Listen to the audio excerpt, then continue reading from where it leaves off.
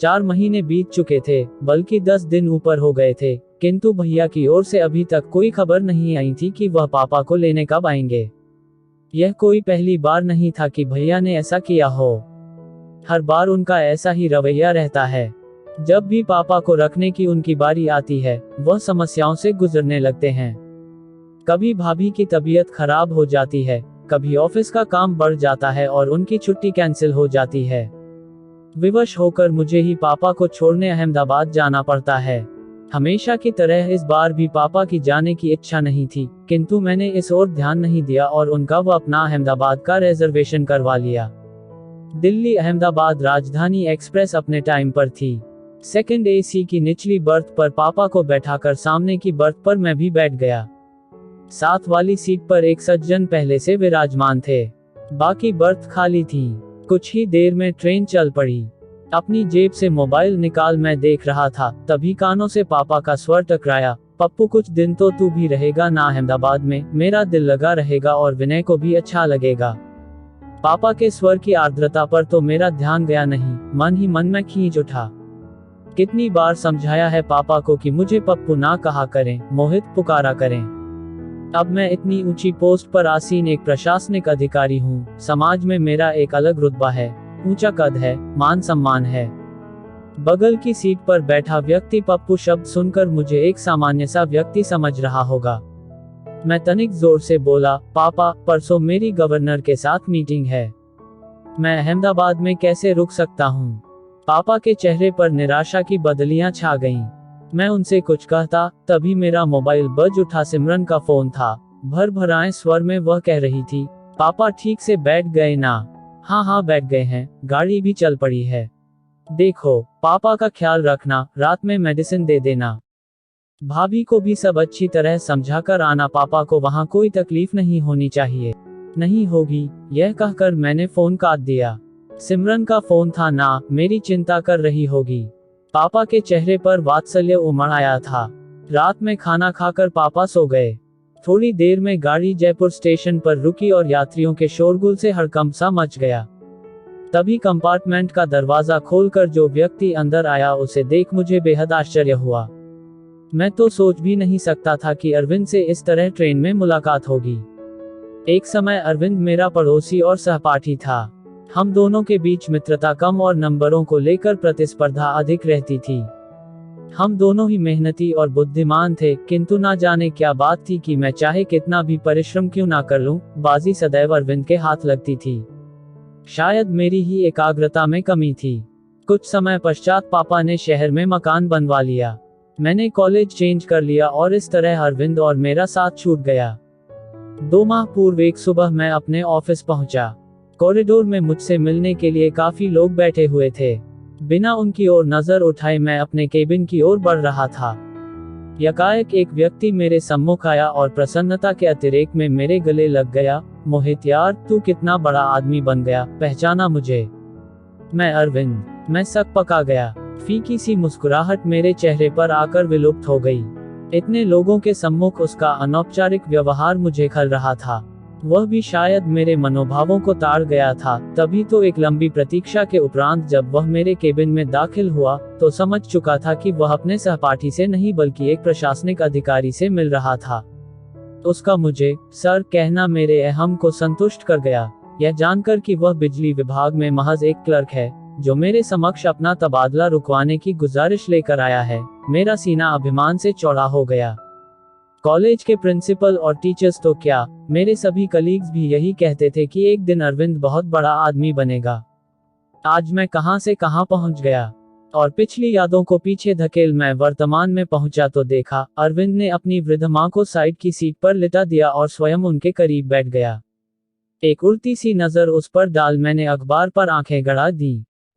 तभी अरविंद बोला, नमस्ते सर, मैंने तो देखा ही नहीं कि आप बैठे हैं। मैंने धीमे स्वर में पूछा, कैसे हो अरविंद? ठीक हूँ सर। जयपुर कैसे आना हुआ अरविंद?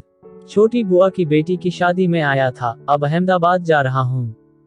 शायद आपको याद हो, मेरा एक छोटा भाई था। छोटा भाई? हाँ याद आया, क्या नाम था उसका? मैंने स्मृति पर जोर डालने का नाटक किया, जबकि मुझे अच्छी तरह याद था कि उसका नाम अर्जुन था। सर, आप इतने ऊंचे पद पर हैं, आए दिन हजारों लोगों से मिलते हैं, आपको कहाँ याद होगा। अर्जुन नाम है उसका सर।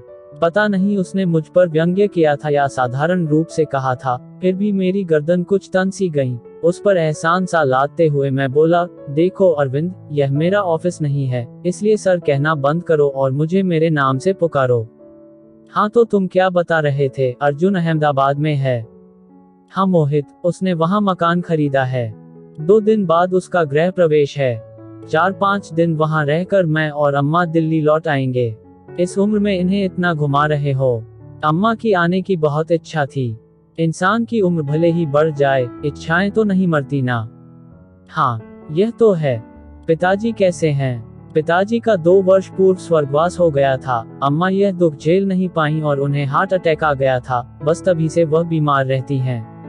अब तो अल्जाइमर भी बढ़ गया है। तब तो उन्हें संभालना मुश्किल होता होगा। अरविंद, क्या करते हो? 6-6 महीने दोनों भाई रखते होंगे। ऐसा पूछकर मैं शायद अपने मन को तसल्ली दे रहा था। आशा के विपरीत अरविंद बोला, नहीं नहीं, मैं तो ऐसा सोच भी नहीं सकता। अम्मा शुरू से दिल्ली में रही हैं, उनका कहीं और मन लगना मुश्किल है। मैं नहीं चाहता इस उम्र में उनकी स्थिति पेंडुलम जैसी हो जाए, कभी इधर तो कभी उधर। कितनी पीड़ा होगी उन्हें यह देखकर कि पिताजी के जाते ही उनका कोई घर ही नहीं रहा। वह हम पर बोझ हैं। मैं मुस्कुराया, अरविंद, इंसान को थोड़ा व्यवहारिक भी होना चाहिए। जीवन में सिर्फ भावुकता से काम नहीं चलता है। अक्सर इंसान दायित्व उठाते उठाते थक जाता है और तब ये विचार मन को परेशान करने लगते हैं कि अकेले हम ही क्यों माँ बाप की सेवा करें, दूसरा क्यों ना करे। पता नहीं मोहित, मैं जरा पुराने विचारों का इंसान हूँ। मेरा तो यह मानना है कि हर इंसान की करनी उसके साथ है। कोई भी काम मुश्किल तभी लगता है जब उसे बोझ समझकर किया जाए। माँ बाप क्या कभी अपने बच्चों को बोझ समझते हैं? आधे अधूरे कर्तव्यों में कभी आस्था नहीं होती मोहित, मात्र औपचारिकता होती है। और सबसे बड़ी बात, जाने अनजाने हमारे कर्म ही तो संस्कार बनकर हमारे बच्चों के द्वारा हमारे सम्मुख आते हैं। समय रहते यह छोटी सी बात इंसान की समझ में आ जाए तो उसका बुढ़ापा भी संवर जाए। मुझे ऐसा लगा मानो अरविंद ने मेरे मुख पर तमाचा जड़ दिया हो। मैं निशब्द, मौन सोने का नाटक करने लगा, किंतु नींद मेरी आंखों से अब कोसों दूर हो चुकी थी। अरविंद की बातें मेरे दिलो दिमाग में हथौड़े बरसा रही थी। इतने वर्षों का अभिमान पल भर में चूर चूर हो गया था। प्रशासनिक परीक्षा की तैयारी के लिए इतनी मोटी मोटी किताबें पढ़ता रहा, किंतु पापा के मन की संवेदनाओं को, उनके हृदय की पीड़ा को नहीं पढ़ सका।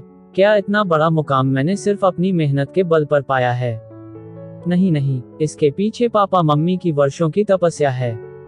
आखिर उन्होंने ही तो मेरी आंखों को सपने देखने सिखाए, जीवन में कुछ कर दिखाने की प्रेरणा दी। रात्रि में जब मैं देर तक पढ़ता था तो पापा भी मेरे साथ जागते थे कि कहीं मुझे नींद न आ जाए। मेरे इस लक्ष्य को हासिल करने में पापा हर कदम पर मेरे साथ रहे और आज जब पापा को मेरे साथ की जरूरत है तो मैं व्यवहारिकता का सहारा ले रहा हूँ। 2 वर्ष पूर्व की यादें मन पर दस्तक दे रही थी। सीवियर हार्ट अटैक आने के बाद मम्मी बीमार रहने लगी थी। एक शाम ऑफिस से लौटकर मैं पापा मम्मी के बेडरूम में जा रहा था, तभी अंदर से आती आवाज से मेरे पांव ठिठक गए। मम्मी पापा से कह रही थी, इस दुनिया में जो आया है वह जाएगा भी, कोई पहले तो कोई बाद में। इतने इंटेलेक्चुअल होते हुए भी आप इस सच्चाई से मुंह मोड़ना चाह रहे हैं। मैं क्या करूं आरती, तुम्हारे बिना अपने अस्तित्व की कल्पना भी मेरे लिए कठिन है। कभी सोचा है तुमने कि तुम्हारे बाद मेरा क्या होगा? पापा का कंठ अवरुद्ध हो गया था, किंतु मम्मी तनिक भी विचलित नहीं हुई और शांत स्वर में बोली थी, आपकी तरफ से तो मैं पूरी तरह से निश्चिंत हूँ। मोहित और सिमरन आपका बहुत ख्याल रखेंगे। यह एक माँ के अंतर्मन की आवाज है, उसका विश्वास है जो कभी गलत नहीं हो सकता। इस घटना के 5 दिन बाद ही मम्मी चली गई थी। कितने टूट गए थे पापा, बिल्कुल अकेले पड़ गए थे। उनके अकेलेपन की पीड़ा को मुझसे अधिक मेरी पत्नी सिमरन ने समझा। यूं भी वह पापा के दोस्त की बेटी थी और बचपन से पापा से दिल से जुड़ी हुई थी। उसने कभी नहीं चाहा पापा को अपने से दूर करना, किंतु मेरा मानना था कि भावुकता में लिए गए फैसले अक्सर गलत साबित होते हैं। इंसान को प्रैक्टिकल अप्रोच से काम लेना चाहिए। अकेले में ही क्यों पापा का दायित्व उठाऊं? दोनों बड़े भाई क्यों ना उठाएं? जबकि पापा ने तीनों को बराबर का स्नेह दिया, पढ़ाया, लिखाया, तो दायित्व भी तीनों का बराबर है। 6 माह बाद मम्मी की बरसी पर यह जानते हुए भी कि दोनों बड़े भाई पापा को अपने साथ रखना नहीं चाहते, मैंने यह फैसला किया था कि हम तीनों बेटे 4-4 माह पापा को रखेंगे। पापा को जब इस बात का पता चला तो कितनी बेबसी उभर आई थी उनके चेहरे पर, चेहरे की झुर्रियां और गहरा गई थी। उम्र मानो 10 वर्ष आगे सरक गई थी। सारी उम्र पापा की दिल्ली में गुजरी थी। सभी दोस्त और रिश्तेदार यहीं पर थे, जिनके सहारे उनका समय कुछ अच्छा बीत सकता था। किंतु सोचते सोचते मैंने एक गहरी सांस ली, आंखों से बह रहे पश्चाताप के आंसू पूरी रात मेरा तकिया भिगोते रहे। उफ, यह क्या कर दिया मैंने। पापा को तो असहनीय पीड़ा पहुंचाई ही, मम्मी के विश्वास को भी खंडित कर दिया। आज वह जहां कहीं भी होंगी, पापा की स्थिति पर उनकी आत्मा कलप रही होगी। क्या वह कभी मुझे क्षमा कर पाएंगी? रात में कई बार अम्मा का अरविंद को आवाज देना और हर बार उसका चेहरे पर बिना शिकन लाए उठना मुझे सोचने के लिए बाध्य कर रहा था। उसे देख मुझे एहसास हो रहा था कि इंसानियत और बड़प्पन हैसियत का मोहताज नहीं होता, वह तो दिल में होती है। अचानक मुझे एहसास हुआ, मेरे और अरविंद के बीच आज भी प्रतिस्पर्धा जारी है, इंसानियत की प्रतिस्पर्धा, जिसमें आज भी वह मुझसे बाजी मार ले गया था। पद भले ही मेरा बड़ा था, किंतु अरविंद का कद मुझसे बहुत ऊंचा था। गाड़ी अहमदाबाद पर रुकी तो मैं अरविंद के करीब पहुंचा, उसके दोनों हाथ थाम मैं भावुक स्वर में बोला, अरविंद मेरे दोस्त, चलता हूं, यह सफर सारी जिंदगी मुझे याद रहेगा। कहने के साथ ही मैंने उसे गले लगा लिया। आश्चर्यचकित खुशी से वह मुझे देख रहा था। मैं बोला, वादा करो, अपनी फैमिली को लेकर मेरे घर अवश्य आओगे। आऊंगा, क्यों नहीं, आखिर इतने वर्षों बाद मुझे मेरा दोस्त मिला है। खुशी से उसकी आवाज कांप रही थी। अटैची उठाए पापा के साथ मैं नीचे उतर गया। स्टेशन के बाहर मैंने टैक्सी पकड़ी और ड्राइवर से एयरपोर्ट चलने को कहा। पापा हैरत से बोले, एयरपोर्ट क्यों? भावुक होकर मैं पापा के गले लग गया और रुंधे कंठ से बोला, पापा मुझे माफ कर दीजिए, हम वापस दिल्ली जा रहे हैं। अब आप हमेशा वहीं अपने घर में रहेंगे। पापा की आंखें नम हो उठी और चेहरा खुशी से खिल उठा। जुग जुग जियो मेरे बच्चे, वह बुदबुदाए। कुछ पल के लिए उन्होंने अपनी आंखें बंद कर लीं।